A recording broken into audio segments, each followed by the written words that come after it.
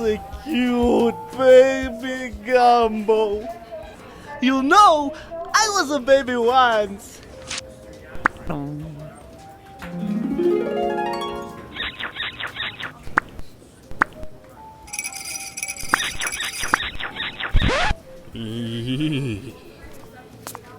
Next.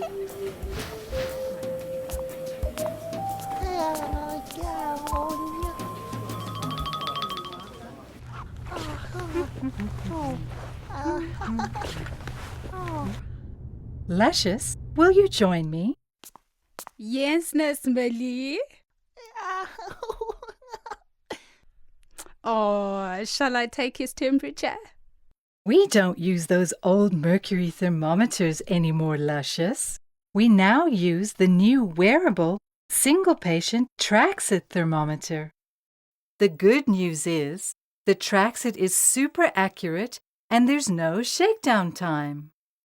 This is because the TraxIt is a phase change dot matrix thermometer, where the color of the dots changes from green to black. Let me explain.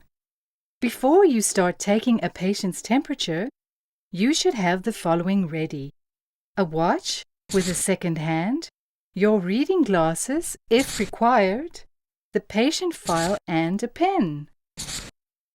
Always remember that before you use any medical device, you must wash your hands. After you've washed your hands, take a TraxIt thermometer from the box. TraxIt is an adhesive thermometer with a gentle sticky backing. Remember to wash your hands, then peel off the thermometer from the backing and place on the side of the body deep in the armpit, just below the fold in the arm.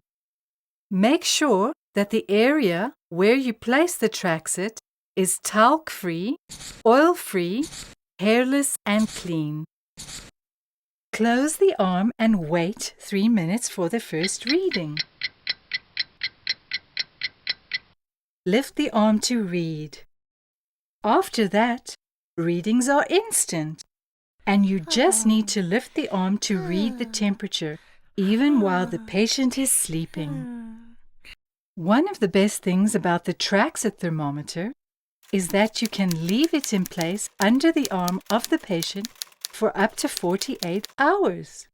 This provides continuous, instant monitoring of the patient as long as they have normal, healthy skin where the TraxIt is stuck on.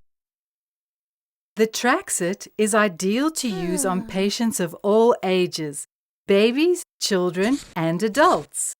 But remember, when using the TraxIt on adults, the area under the arm must be clean shaven.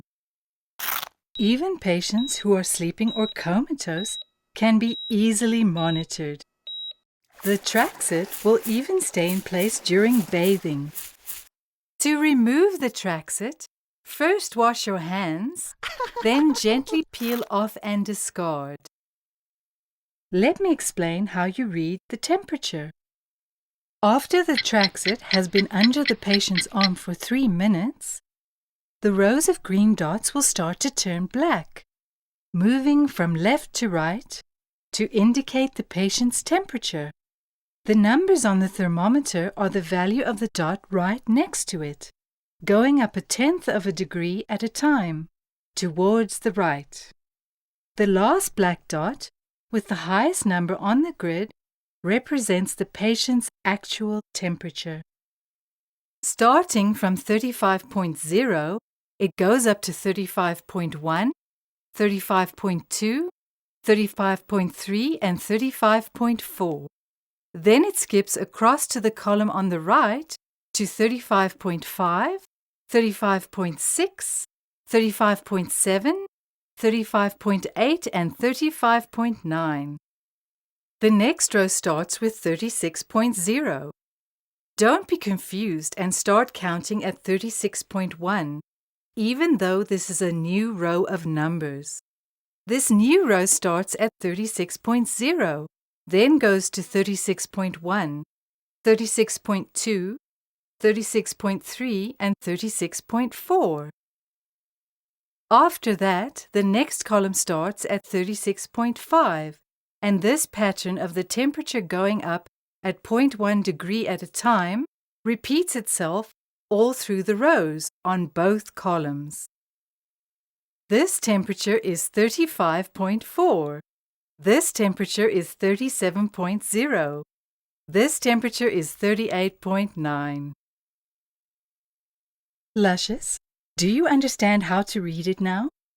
No, Miss Millie. Let me explain it again.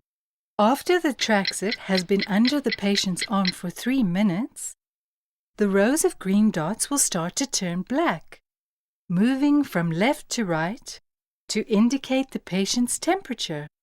The numbers on the thermometer are the value of the dot right next to it, going up 1/10 of a degree at a time, towards the right. The last black dot, with the highest number on the grid, represents the patient's actual temperature. By using the TraxIt thermometer, we reduce the risk of cross-infection and reinfection that often occurs with other thermometers. That wasn't so bad now, was it? What a good boy you are, Jabu. Oh, see, Luscious, together we can make it better.